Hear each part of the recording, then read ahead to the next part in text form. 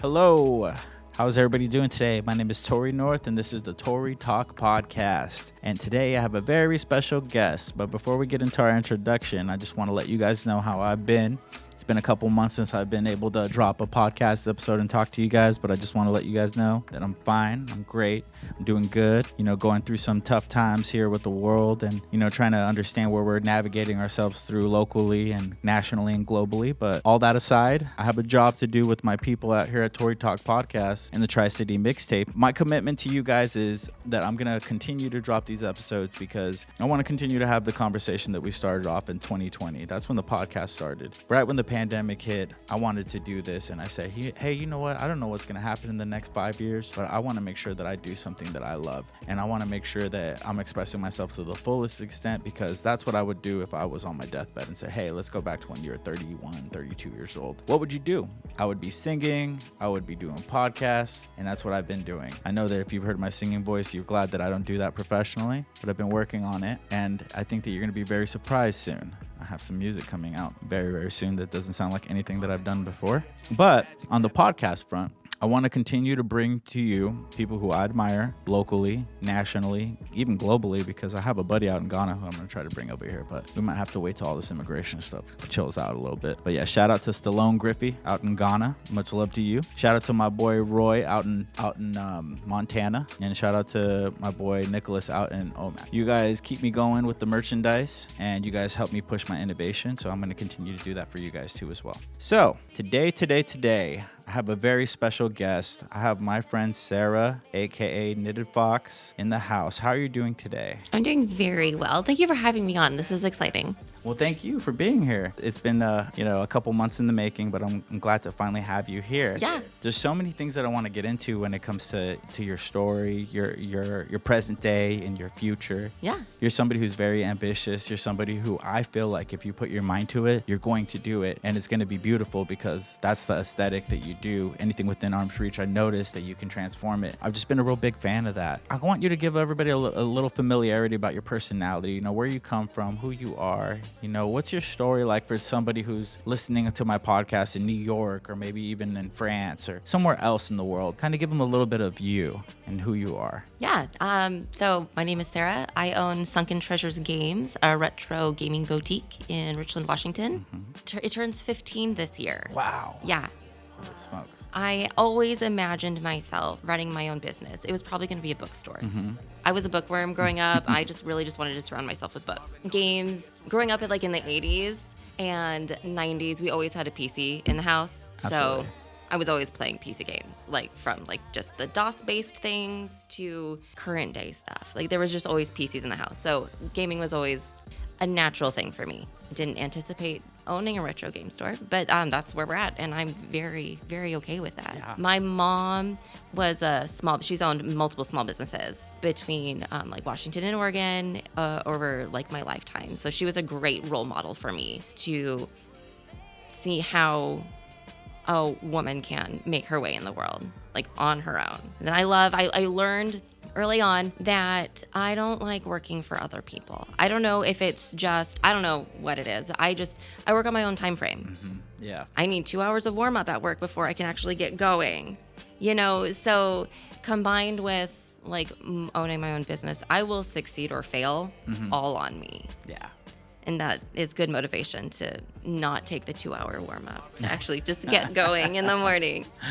So while I might not always be on time, my store hours should say I open at 10-ish, noon-ish, in all honesty. Yeah. I've been doing video game retail since 2003. One of my very first jobs was at GameStop. Okay.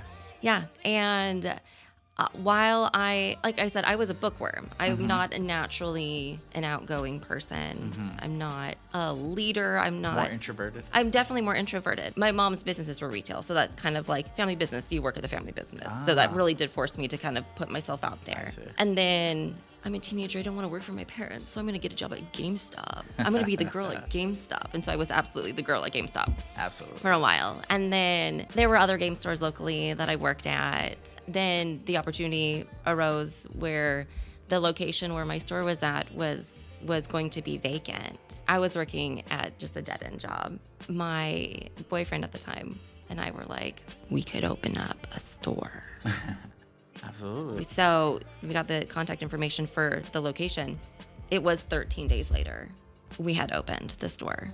Wow. It was a spur of the moment, scary, quit our jobs. We brought our personal collection into the store. That's how That you was did the it. startup inventory was just my collection of games. I kept 3 games. I don't even remember which. Final Fantasy 3/6 on the Super Nintendo was one of them. I don't remember what the other 2 are. I'm sure I still have them. But everything else, I was just like, people are going to want to buy it. So I'll get it back one day. Wow. So You know, you just put it out So there. you just put it out there. And then from day one, people were like, people were buying from us, selling us stuff from day one. So there were 4 other like independent game stores when I opened 15 years ago. Wow. 1 moved to Yakima, Uh-huh. and the other 3 closed. Wow. Yeah. And there's been, over the course of the last decade and a half, there have been other game stores that have opened. And competition is good for business. So I always get excited when another store comes Yeah. to town, you know, because that really, like, that competition just makes everyone better. Like, that makes us work that much harder. I like it. I don't think competition isn't bad. So I'm You not need like, it. Exactly. So it's been good. What is it that kind of puts you like ahead of the rest when it comes to like what do you offer that's unique would you say? So I think I offer 2 things. First thing is I want people to have an experience in my store. I'm not here just for the exchange of goods, you know, money or video Right. games or whatever. That's why when you walk into my store, it is just a color and like it's a visual overload. The walls are bright blue for like the front half of the store, the back half they're bright yellow to kind of go with like this Sunken treasures theme, right? Yeah. You got water and then gold in the back, right? There's pictures and posters and displays, and it's just everything is just covered floor to ceiling. Absolutely. So there's just so many different things to look at. We've got games and systems from every era. A lot of people say it's really nostalgic. They're like, this was Yeah. my childhood, this was my childhood. Having someone to talk to about that, you know, having people be like, oh my gosh, do you remember this really random like 32X game, you know, or this Atari 2600, Atari 400 game? Like, do you remember typing this cassette tapes? Yes, totally. So being able to transport people from their everyday lives to someplace completely different. Just teleport them. Just completely teleport them. Whether or not they buy anything, they will have left with an experience. Absolutely. Whether it is an in-depth conversation with me or just reminiscing on all the different posters from games on the wall. You know, or just seeing the different games from the different eras that I have for sale. Yes. And that is a really important thing to me because at the time when we opened, all the other game stores offered something different. There was a store that you could rent TVs and couches and just play games for however long. Other stores that would just buy and sell whatever. So for me, I really wanted.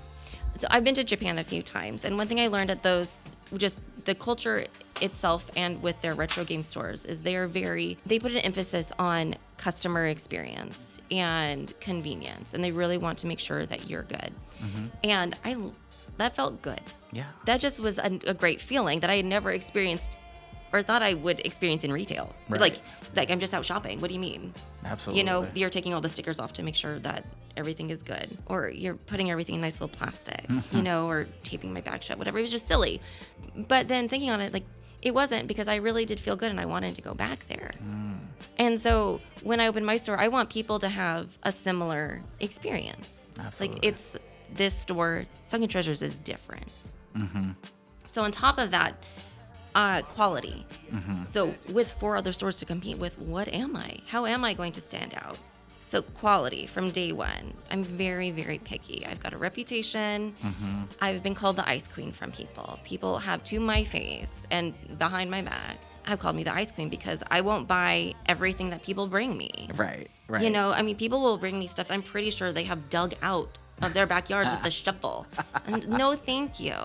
You know, and I get that I could take the time to clean things up or whatever. But at the rate at which I buy things, Yeah. I don't have time for that. I don't want to. That's not where I want to put my energy. Absolutely. I am very picky. So if As you should be. Yeah, I want you as a customer to have the most amazing thing. So when you leave and you're like, you know that you got something amazing from me and quality. And of course, sometimes things don't work. I'll bend over backwards to fix the situation for you. Like, you know, that's how strongly I feel. I test systems multiple times before they are put out for sale. Before we buy it, just to double check, and then again before we put it out for sale. And then sometimes, if there's nothing to do, maybe we'll pull the Game Boy out and play Pokemon a little bit. We're just gonna triple check. Yeah. I really want people to have there be no question, because it's tested. It's tested, yeah. And because there's a reputation with other like local game stores or whatever, or even GameStop, and there's even some major like retro online retailers that just don't have a consistently good reputation. Right. I want to make sure that when people think Sunken Treasures games or KnittedFox, but mostly Sunken Treasures games, it's quality.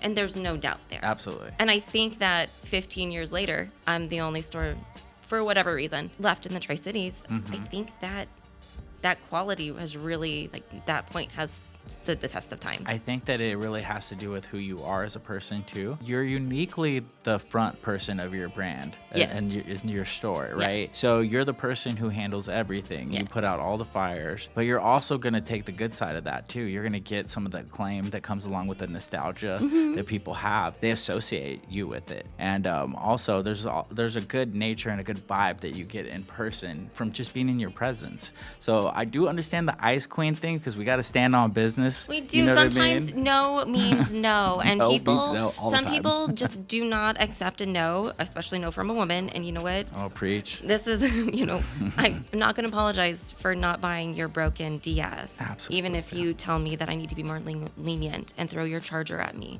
This did happen. No, I'm not going to be lenient. I'm not going to buy broken things, because I'm not going to sell broken things. Right. It's just, I'm not going to apologize for my standards of quality. Absolutely. And you know what you're doing. You know what you're looking at. You know the ins and outs of everything that you put your hands on. Yeah. Doing video game retail since 2003 means I've got a few decades underneath my belt. Absolutely. Some of these people haven't even been alive that long, right? I know. So that's another thing. Having been in it for so long, I have seen generations of kids grow up. Absolutely. Get married, have children. It's I have been in some people's lives their whole lives. That's amazing. It's insane. It's crazy. And I don't, because I am like a destination location, right? People have to go out of their way to come to me. I have regulars, but not people who come like every day or every week or every month or whatever, right? I wouldn't consider, there's regulars that I see a couple times a year. And I like that. So I only see the snippets in their lives. So I feel a little removed from them. But this was right before Christmas. I had a young man come. Well, it's not a young man anymore. Right. And we did the whole like, I remember you. And last time I saw, he had to have been maybe middle school last time I saw him. Wow. Probably 16, 17 years ago. And you're good with faces, right? You remember people's faces. No, absolutely. So he's now an adult. And he's like, I remember you. Wow. You sold me some of my favorite games. It's just like, wow. That's such an honor. It's been almost 20 years and you remember me? You've no reason, no need for that. There's something special to have a connection with community like that. Absolutely. Something so wholesome too. Yeah. Because people cherish their video games. They really do. You know what I mean? Yeah, absolutely. That's why I have a connection with your store too as well, because I was a big Pokemon player when I was a young lad. I came in the generation where Pokemon Red and Yellow and all that was coming out. I was one of those cheaters who had to have like the multiple Game Boys, and then I was trading my Pokemon from one to the next, and I was evolving them. So I ended up with 151 of them, but I totally manipulated that whole situation. I even did the codes so that I can get the glitch Pokemon that had like 1,000 hit power or whatever. That was my intro. I mean, well, if we were to go really into it, Super Mario, Super Nintendo, or the old Nintendo, that was the first one that I ever played. My pops had it underneath the console of this like big TV that we had, and I was like, man, does this work? And he's like, I don't know. So I threw it together, and then there was Super Mario, so I was playing it, and then my uncle came over. He had Super Nintendo, and then he had like Mortal Kombat on that, and a different Super Mario, like the one with the feather. Yeah. You know what I mean? So I was just like, I was starting to like morph myself into somewhat of a gamer, even though I knew I couldn't be a gamer, because I couldn't necessarily barely maintain this habit or this hobby, right? Because I would get in trouble for playing the things too much. I would get it taken away. But by the time I got my Game Boy, when I was already getting into middle school, it was a lot harder to keep these things away from me. And the Game Boy has definitely played a huge part in my life. Pokemon, just in general, helped me develop like better reading skills and stuff like that. So I was in that age group where I was trying to like read books, but I didn't really want to. And so it's kind of funny that you're a book gal, because I was ADD boy who had trouble reading the book. You know, I was actually really good at writing. Like ever since I was young, and I would write books like to my own, like little pamphlet books or whatever, but I was writing my own stories. I love that. Because I wanted to one day do like short films and stuff, which I think I'm still going to do eventually. So the video game thing is really important to me as well. My cousin, he's like my brother. He still does music with me. He's a producer after all these years. He was the kid that I thought was super privileged, because he had all the consoles, and like he had the Nintendo 64, and he had Conker's Bad Fur Day, you know, which I have the tattoo for. It's one of my favorite games ever. Nice. I identify with Conker so much. I don't know why. Maybe because I'm a little mischievous too at times, and I think I deserve a crown.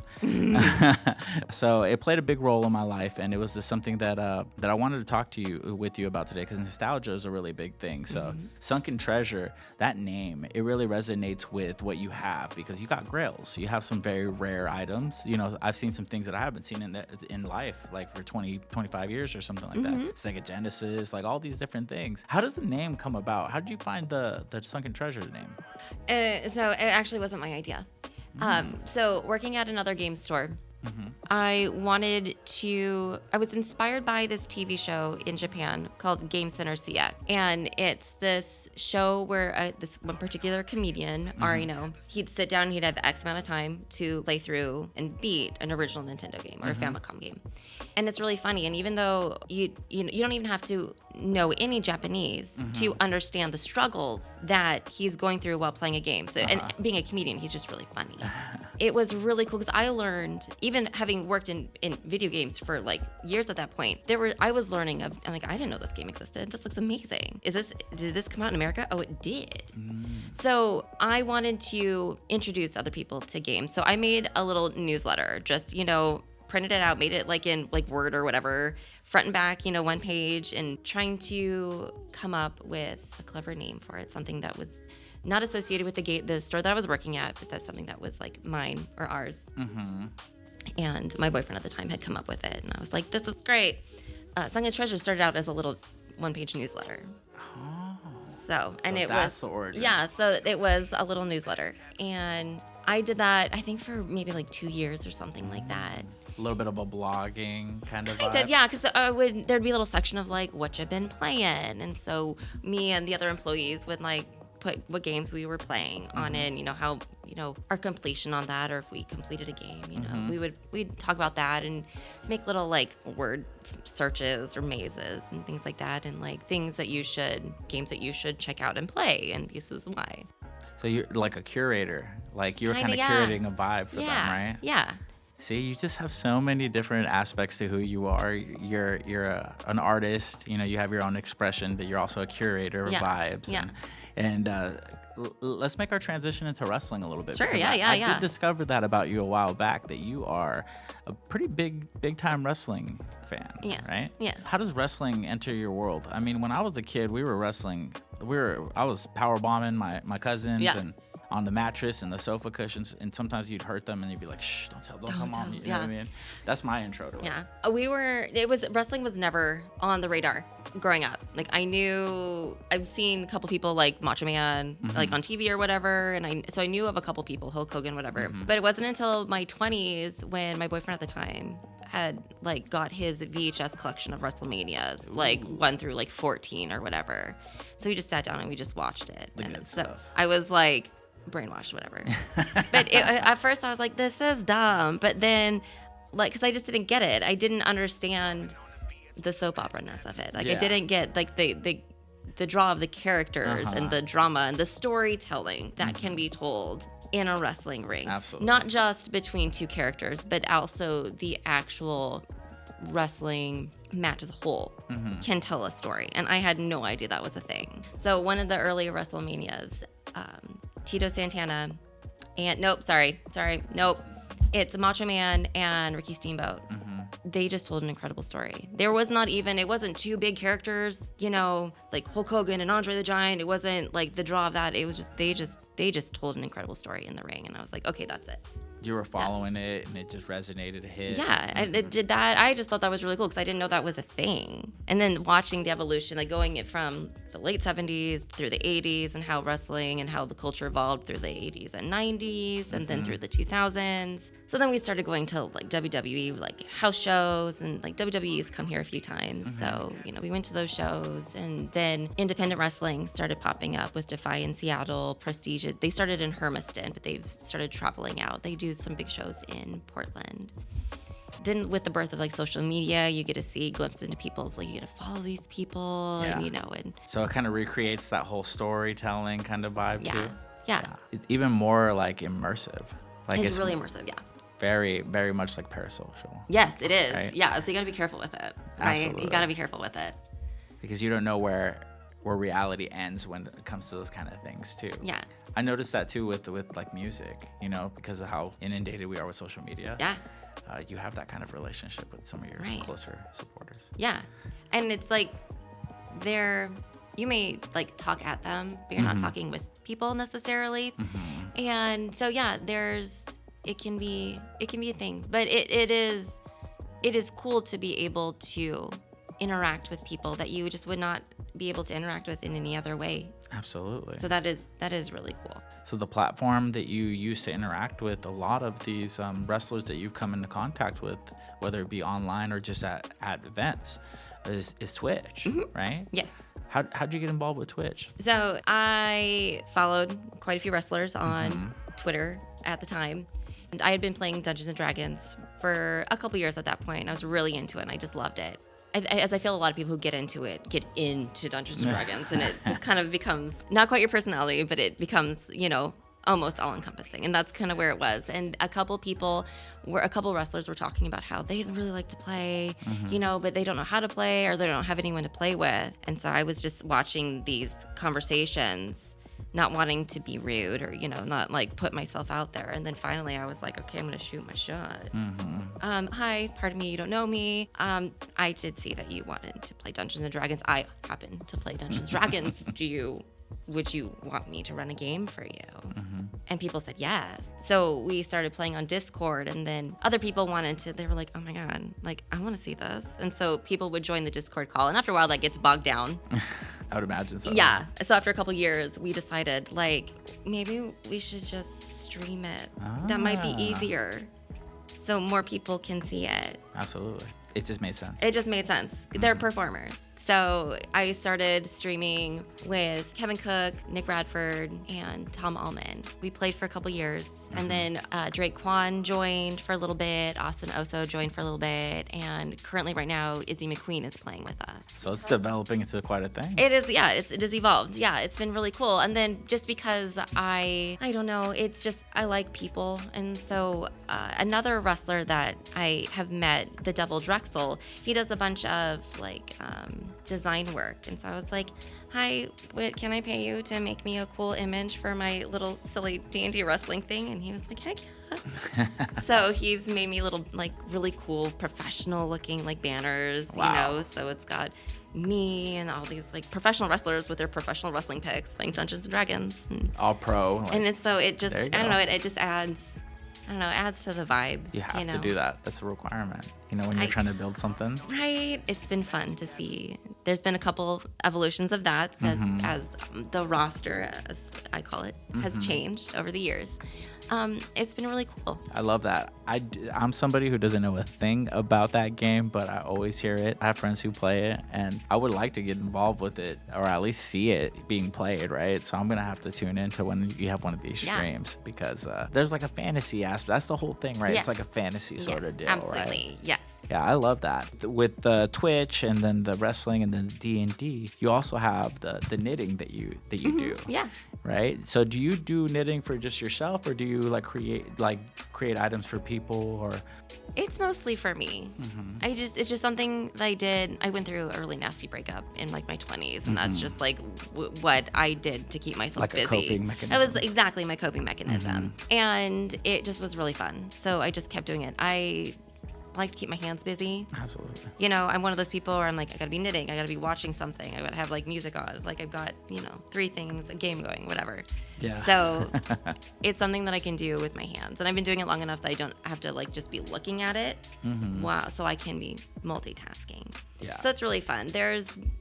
I don't have 90% of the things that I've made. I've just given them away or Goodwilled them, unraveled them to make new things. It's just the process of doing it is what I like. It's just what I like doing. I'm making myself a blanket with little puffs. I stuff it with like cotton, and I want it for my California king. So I have to make like almost 1,600 of these little like it's a lot little of work. 3-inch puffs. So it's like my lifelong project. I've been working on it for 10 years. I've only got I think 200 done.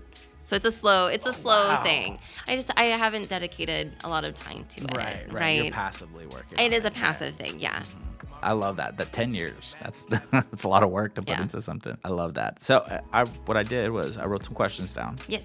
I want to make sure that we can fit those in too. Sure. Yes. So we're just going to kind of go through them. Some of them we've kind of already touched on it a little bit. We can go ahead and touch on it, or we can move on to the next one. I don't really do a lot of like premeditated stuff when it comes to doing pods, but I'm trying to like create a structure so that I could have reoccurring themes and things of that nature, so that it has more of like a show vibe. Absolutely. Sunken Treasures is built off of nostalgia. What's one of the games that really shaped who you are today? You mentioned Final Fantasy earlier. Yes, Final Fantasy 3/6 was the RPG that was like my first RPG, and that was the game that elicited an emotional response from me more than just fear. Because you play scary games like Doom or Wolfenstein, or Hexen, all these like Quake, all these like scary games, or you play multiplayer games and people jump out and scare you, whatever.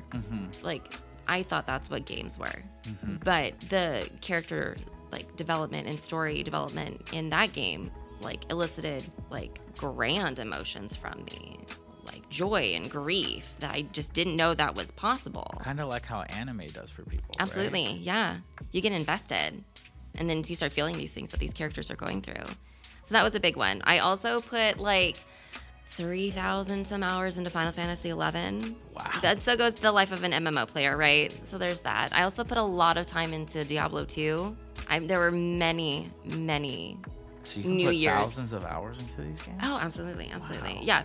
Many New Year's Eves were spent at LAN parties where we were just playing Diablo 2 for 17 hours. What is it about that game that you like? So Diablo is cool because every level is random. So there's certain things that are the same in every playthrough, but how you get there is a little bit different. And so you'll get different loot. You'll get, and if you play with different people with different play styles and playing different characters, every time is different. Wow. So it's just fun. It's just always changing up. Yeah. Wow, very cool. The thing I know about that game is that there's this creep named Elon Musk who paid somebody to pretend that he was the one who was ranking nationally, as a top Diablo player. So I thought that was pretty douchey, and I felt like I did that right there. Cool. Yeah. So let's move on to the next question. Unfortunately, I drive a Tesla, so you kind of got to take the good with the bad, I guess. Yeah. All right. So wrestling, retro games, and D&D are pretty much all character-driven worlds. Are you more of a builder, a narrator, or just a fan of the art? We kind of talked a little bit about your curating. You're like a tastemaker. Yeah.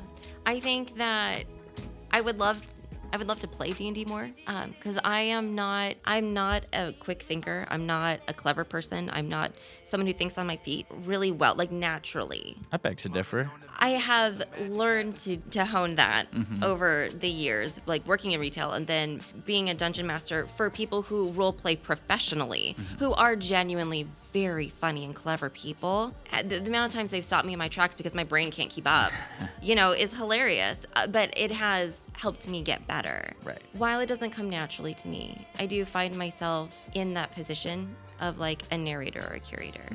I do like helping people find joy in these things that I enjoy as well. You know, I try not to get like up in people's faces about it, but I might gently be like, hi, excuse me, I can help facilitate that if you want. That's really cool because that reminds me a lot of my childhood best friend and also like the rap partner for my first rap group called the Hard Hitters. His name's Eduardo Platas. He actually goes to your store too. He's a lot like that. He's somebody who really shows people things that they wouldn't see initially on their own. He'll explain like music or video games or movies in a way where you're like, well, that's rather interesting. He's gotten me into like Stanley Kubrick and, you know, things of that nature, things that he finds, Tarantino, things that he finds very unique. So I love those kind of people. The world without those kind of people is a surface level. It doesn't really get much deeper than what's being put out initially, right? So I do try to be more like you guys when it comes to the music world. I think I'd be a lot more popular if I was. I think that the universe creates you kind of folk to kind of navigate and guide people through some of the darker and more despairing kind of times, because there's just such a uniqueness to the world that you guys can bring out of thin air. And that's why you have your store, you know, and that's why it's in Richland. It's in the perfect place. It really is in the perfect place. I love it. Running a shop versus running a Twitch show. Where did you learn the most about yourself? Oh, yeah, you know, I think it's nasty breakups. Where life goes on, you still have to pay bills. You still have to get up and go to work, and you still have to function. And in running your business, you succeed or fail on your own. So you have to figure out a way to make it through. And finding comfort and solace in things that are around you without it bringing you down. And it's a struggle, you know, and 100%. it is hard, but finding that not just in the things around you, but the people too, finding the people who can support you, who genuinely do support you. Their support is like a rock on a beach, like a boulder. Absolutely. Where my waves of emotion or my life is just splashing onto them and they're just still there, right? So letting me be able to splash onto them and have them hold space for me has helped me find the courage and the confidence to be able to navigate the tricky things in life. And being you're a Pisces, the water metaphor, it really hits. Yeah. I do know what you mean. Yeah. It's like the rocks in our life, they're the things that ground us down. Absolutely. Absolutely. And without that support, I don't know where I would be. I feel so lucky to have had the support that I've had for myself, for the store. There are people who have come out of the woodwork to, like, when COVID hit and the you know, everything shut down, bills still had to be paid and I had zero income. People came out of the woodwork to help support me, you know, and that's when I feel like I could see like that what I do is important and I need to rise to that. These rough times have helped me find myself and where I want to be for other people. What sort of person do I want to be? Absolutely. So you kind of can create yourself or recreate yourself in these things, in good and bad situations too. I think that works, but I think that the most work has come through those struggles. Absolutely. And I relate to you a lot because I'm a Pisces, and I can be a little dreamy and a little bit of a hopeless romantic when it comes to certain things. Like when I think that something's a certain way, and to have your reality come down crashing, it hurts. The shards, they leave scars, you know, whether you can see them or not. But the good that comes out of it is that we endure and we never quite fall for the same things again. We just get stronger and stronger and stronger. Absolutely. So thank you for sharing that. I think that that's a very important thing to hear because there's a lot of people who go through things and think that it's the end of the world, but it's really just the beginning. And exactly, and it can feel like the end of the world when you've got like friends and family or even children who like depend on you. And you're like, this can't be the end. So I got to figure it out, and I got to figure it out with a smile on my face. Hell or high water. Exactly. And then I feel like that's where you really can find your limits and push your limits. You know, if needed. I don't feel like you need to do that all the time, but I feel like some situations can call for that, and you can rise to that occasion, and then you can come out stronger and bigger and better. The fact that you have that, you can go max, like that ability to put balls to the wall and just take it to the next level. You're right. It's nice to know that you can do that, but you don't want to always do that. It's exhausting. It is exhausting, yeah. And your social battery and everything just gets depleted. Absolutely. I relate to that a lot because I don't know it, but I'm always giving myself out to the world. And when I come back, there's very little for me. So there's a couple days where I won't post anything on social media. Yeah. And people are like, well, what's going on? You didn't post anything. And then I'm like, oh, I guess I'm chronically online all the time. Yeah. And everybody notices it. Yeah. That's the way I look at it. Going back to the indie wrestling. Yeah. Indie wrestling scene and the retro gaming communities feel similar. What do they both get right that the mainstream culture does not? Oh, that's a tricky one. I think there's a lot of really honest and real people, and they gravitate towards each other, and I think that's great. I think that's really cool. I think there's judgy people and performative people in every community, right? And people that bring it down. I feel like I'm very lucky that I found core people who enjoy things that I enjoy in a way that I enjoy them, and it's just chill. Absolutely. Right? You find your people. You find your people. And so you don't like this wrestler, you're not a real fan, or you don't play this game, you're not a real gamer. No, it's not that. It's not that deep. It doesn't need to be that deep. Absolutely. We can just be happy with what we like, and that's what I want to impart with people in both sides. We can just come together and have fun. Absolutely. And I think you're right. The authenticity, the real recognized real, is what really separates the two worlds. I mean, that's the reason why I'm an underground musician, because you can go mainstream and you really take away a lot of the personalization that comes along with who you are as an artist. Absolutely. Because you're a product now and you're mass produced, and now people can do whatever they want with your likeness. Yeah. You know what I mean? Yeah. So, it's a very interesting correlation between the two.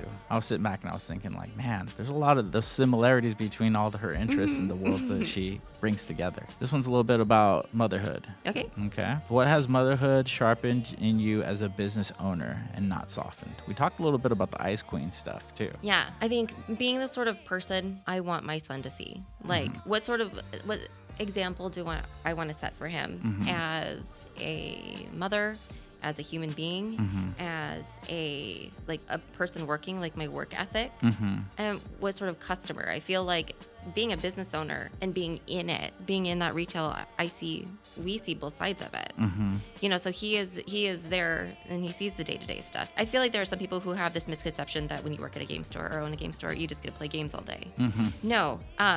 Yesterday, Sunday was my short day. I only worked noon to 3. I spent that 3 hours cleaning discs, replacing cases. So it was like 200 some Holy smokes. Xbox 360 games. And that's on my feet. It's not, I work so hard or whatever, but it is a thing that I want to sell the nicest games. So I'm going to clean all of these games. Yes. I'm going to replace all of these cases. There's standards you have. There are standards, because is someone going to want a game, a 360 game that's got sticker residue on the case? I wouldn't. Or are you going to want something that's, shiny, brand new? That's what I want to offer. You have a certain level of product that you release through your stores. Exactly. And so I want him to know that takes work. Absolutely. And then there are people who are like, well, I can get it cheaper online. And it's like, yes, so you can get it cheaper online. You can get it in a different condition online or on Marketplace. But my son sees that I'm putting the work in to doing that. So he sees the work that I put into it. He sees how I treat people who are treating me kindly or not kindly. He sees all that goes into all the different aspects that go into that. And I think that has... Actually, working in retail has been a great way for me to learn how I want to not parent my child. I see. And so watching people for over 2 decades parent, and that's a microcosm, right? I don't know who they are as individuals, but I can be in this situation, that's not how I want to talk to my kid. You get a snapshot of... Yeah. I don't... If I was in the situation with my kid, that's not how I would want to handle that. Absolutely. So it has kind of helped shape me in that way too, where I am very intentional with my parenting. That's fascinating that you point out that, working in retail, it really shows you the full spectrum of the customers, whether that's who they are 24/7 or just a snapshot, that's not for us to even know. Right. But the fact that it really paints such a emotional response like picture.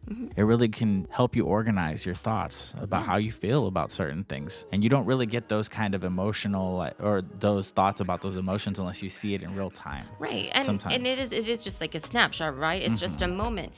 But it's moment after moment after moment after moment. For me, these moments stack on top of each other, and they form like my attitude. Like if I got a whole bunch of crappy people, my attitude probably isn't going to be as great as if it was, a whole bunch of good people. How am I going to handle that? Because it's my responsibility to handle my emotions. And I want him to know that I can do that. It might be hard some days, or it might be easy. But that's more work that I am putting into it. And I want him to see that. Absolutely. And, I was very close with my mom. I still am growing up. And it's really taught me how to carry myself in public when it comes to dealing with people, because my mom's a sweetheart. I mean, she worked at a retirement home. She was, like, I don't know what her title was, but she was cleaning the rooms and doing all that kind of stuff. But she was such a sweetheart, and everybody knew her and loved her, that they even created an award for her. Aww. So she got like Sweetheart of the Year or something. They That's created, so nice. yeah, when they're creating awards for you, that's some sweet stuff. So That's I was pretty like, cool. it makes sense because my mom is great. I got a couple more questions that I want to, Yes. before we wrap this up. Talking with wrestlers off camera, what's something that has taught you about real confidence? Oh, that they're just people too. Yeah. They're just people living their lives, and part of their success in their job is having the confidence. And sometimes they don't have that. Yeah. But as a performer, you show that. They turned it on. They turn it on, absolutely. And it's cool to get to know these people as I have over the years. And to see who we'll get on a Discord call and we'll chit chat, catch up over the week. And then we'll go live. And it's fun to see on weekends where there is a show coming up, they turn on just a little bit more, Yeah. and it's fun. Or there's been a few times where my channel has been rated by other like wrestling fans. Ooh. And people that these guys have worked with before, and so That's fun. they'll dial it up to 11, and seeing that interaction go from like the role play in our little Dungeons and Dragons story to this like role play outside the ring is really fun. What's funny is that you got the same kind of thing going on, because once we hit play and started recording, I saw the turned up level. You turned it up a little bit, so you got a little bit of that too. And I think that's probably something that you picked up from some of your wrestling buddies. It's practice, yeah. It's a lot of practice.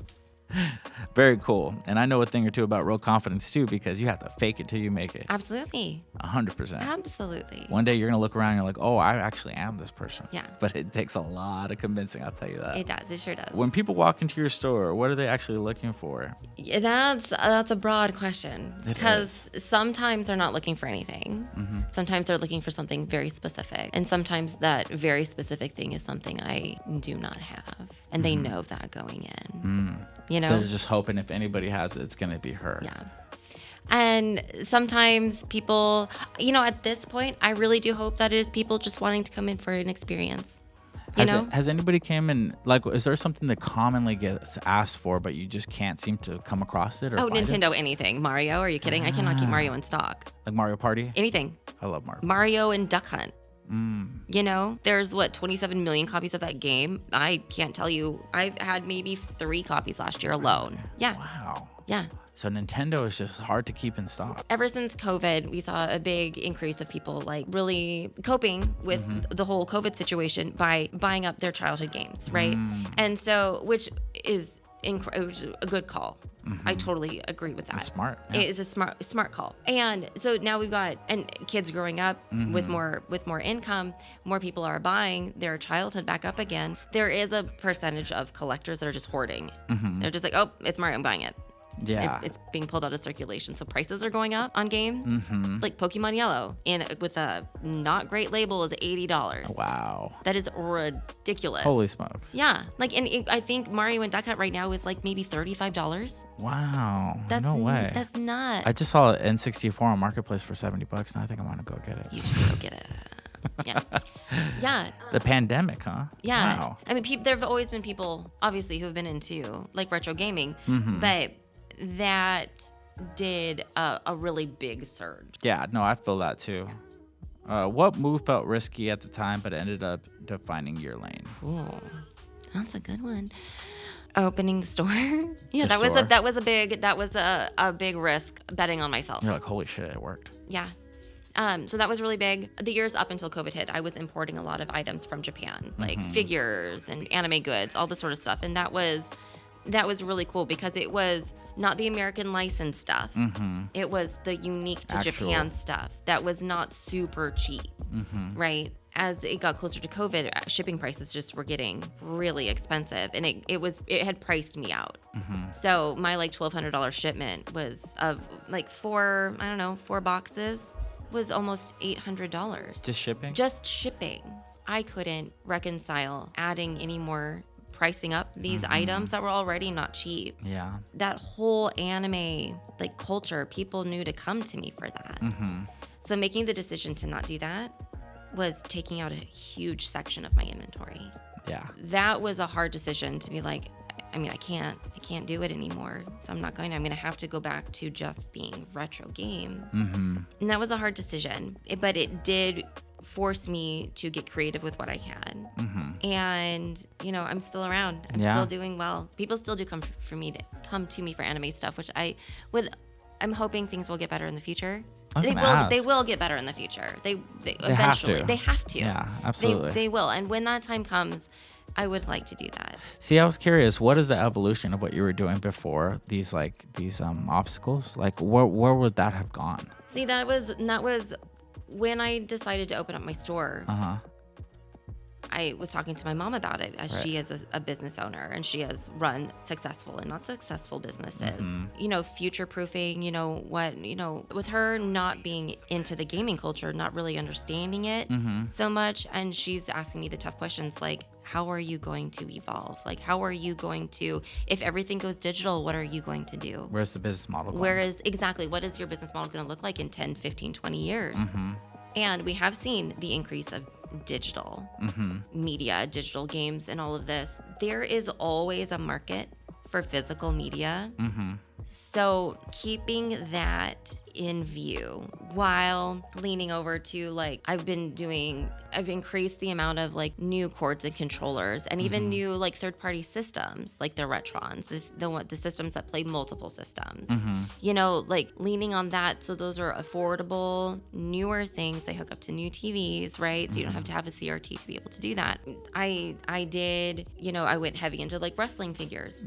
Being able to be flexible in that has been paramount. While I don't know where things are going, I am trying to stay true to what I am doing, but also catering little bits in different directions, like the wrestling figures, like the newer product. Right. You're keeping it within reach. See, what I think is interesting is a lot, from an outside perspective, a lot of what makes you successful is the grassroots element, the fact that you are so heavily stapled locally, and the fact that you are in person being able to be a resource to the people that are walking through those doors. Yeah. Right? So almost as if when the internet gets introduced to the business model, some of that naturally gets taken away because you're not able to be there in the same regard as if they walked into your store. Right. Oh, absolutely. Because of the online. Somebody could be in Japan or Brazil ordering something from you, right? And you have to put it in the mail and send it. Yes, the quality is going to be where it needs to be, right? Because that's something you can control. But all the things that make you uniquely you and make your business super special, it kind of doesn't have that same afterlife on the internet. Absolutely. And so on that, during COVID, when businesses were shut down, my point of sale software company gave all of their customers an e-shop, which was really cool because I did not have the means to do an online shop. It was absolute garbage, but I made it work-ish. It actually turns out that the internet is really huge and my reach did not extend past local anyways. So I actually didn't get any more business from an online shop. Significant business. At all. So I actually just recently took it down. I don't need it. And that makes sense too, because you could use social media as far as being an online anything Absolutely. that you would need, right? In every post that I post on the store's social media, there's message me for shipping questions. Everything is available to anyone. You just let me know. I'm just not going to put it on the website. Yeah, no, of course. I have one last question for you. And it kind of plays into what we touched on the last question when you were talking about the business model and what it looked like in 5 or 10 years or something. But that was my question. In 5 or 10 years, more so 5 years, where do you see Sunken Treasures? Where do you see you? Where do you see KnittedFox? Like everything that is you, where do you see that being in 5 years? I'd like to see us do more with the community. Like we've got the back area, the gaming area. Before COVID, there were multiple local gaming groups that would come do tournaments or just local gaming nights. And then COVID, saw a stop to that. And then during that, people grew up and out of the community. And now there's a new generation of kids that age, or of young adults or adults that age, that don't even know that that's even an option. And so I would love to see more groups like get together. And while I can't facilitate all of that all the time, right? I only have so much bandwidth and that's not where I want to put my energy. I would like to see us do more with the community, more facilitating more tournaments, whether it be here or at like other schools, things like that, right? There was, for a while, I was sponsoring one of the high schools in Pasco for their gaming thingy. Cool. That was really cool. So I'd like to see more of that, and not even necessarily like on a gaming standpoint, right? Like I've got multiple like very nice dining sets for people that open up, so you can have huge tables. We could do craft nights. We could do, I don't know, like really anything. But having that, being more involved with the community, being more of a third place for people to come to, even if it's not for games. If people want to do a reading group or whatever, I don't care. You're open. I'm open for it. So I'd really love to see that. I would love to see more people selling me things, because I'm such a hole in the wall. So there's still so many people that don't know that that's what I do, that there is a place for that. And I would love for my outreach to get bigger, but I only have so much bandwidth, so I only do so much. I would love to see the store grow a little bit more.